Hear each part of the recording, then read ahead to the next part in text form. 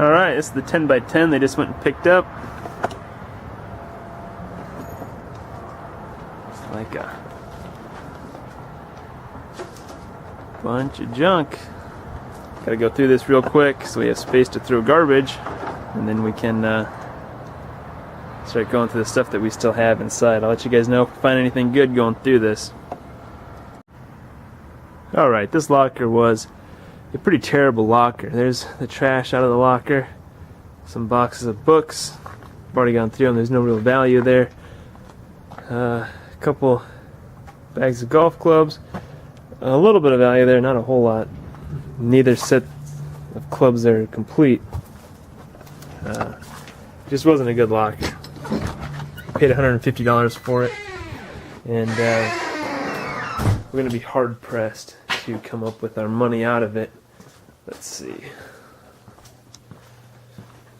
Here's all the smalls that we got out of that locker. Again, we paid $150 for the locker. We have here about $35 worth of stuff. There was some furniture, there was a bike, there's those golf clubs and stuff. We'll put these on eBay. They may be worth about $10. That's a little piece of silver there.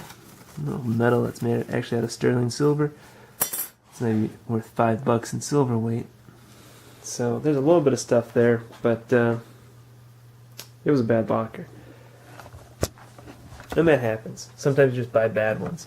And it's been a while since we've gotten one, but that was definitely one that was bad. Alright, so we saw today a bad locker. It was a bum locker. If we break even, we'll be doing well. And what do? How can you avoid buying lockers like that? Well, a couple of things. Two big things, really. Two main things. First, the first thing you want to do is you want to set a limit. Right? When you look at a locker, decide what you're willing to pay for it. Set a limit, especially when you're in an auction. Sometimes it's easy to get caught up in the moment and you end up spending more than you're comfortable with. Don't do that. Set a limit and stick to that limit. So you lose a few lockers, right, that you might have wanted to buy. It's better to lose a few than be losing money and having to work real hard to lose that money. So it's better to set a limit and stick to that limit.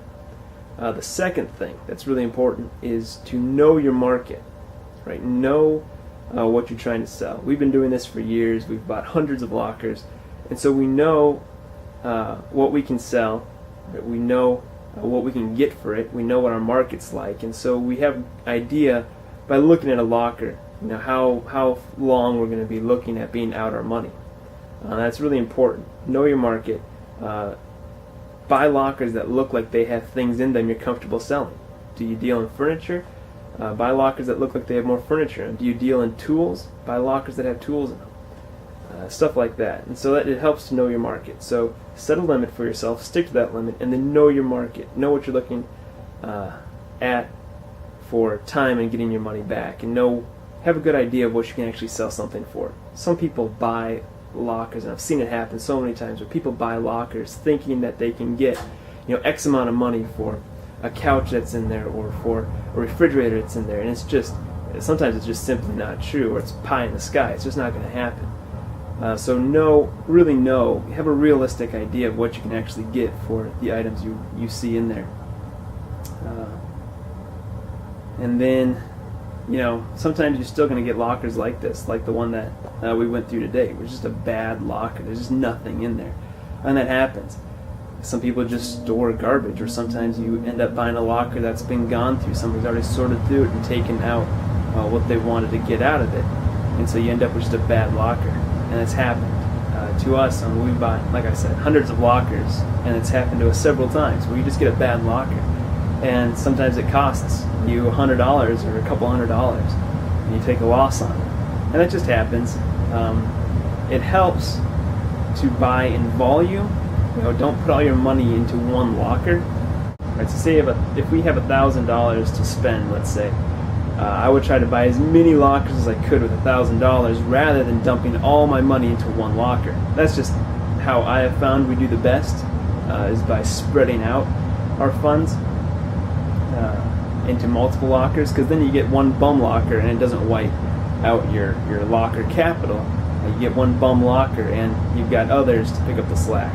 And that's where we're at right now. For example, we bought this locker for $150. We'll break even maybe with it. So we didn't make any money. In fact, we lost money because we put money into picking it up and sorting through it. So we're going to lose a little bit of money there, but it doesn't matter. We've got this 20 by 50. You can see behind me here, we got tons of stuff that needs to go out in our store from that 20 by 50. In our truck right now, we have 3 other 10 by 10 lockers that need to be gone through. And then we have another building that has the boxes from a 10 by 15 locker. So we have a lot of stuff right now. So we take a loss on this one. It doesn't sink us, obviously, because we've got all this other stuff. And so spread out your risk a little bit. That helps. That helps as well. And yeah, sometimes you're going to get burned, and that's just the nature of the game. Don't let one bad locker discourage you. Like I've said, we've bought so many lockers, hundreds of lockers, and we've probably gotten burned 4, 5, 6 times maybe at the most. And it's never been really bad. We've never gotten a really, really terrible locker. So again, to recap, set a limit, stick to that limit, and to have a decent idea, know your market, have a decent idea about what you can actually get for the items you see. And some of that will just come with experience as you do this more and more. But that's 2 good ways where you can avoid buying lockers like this.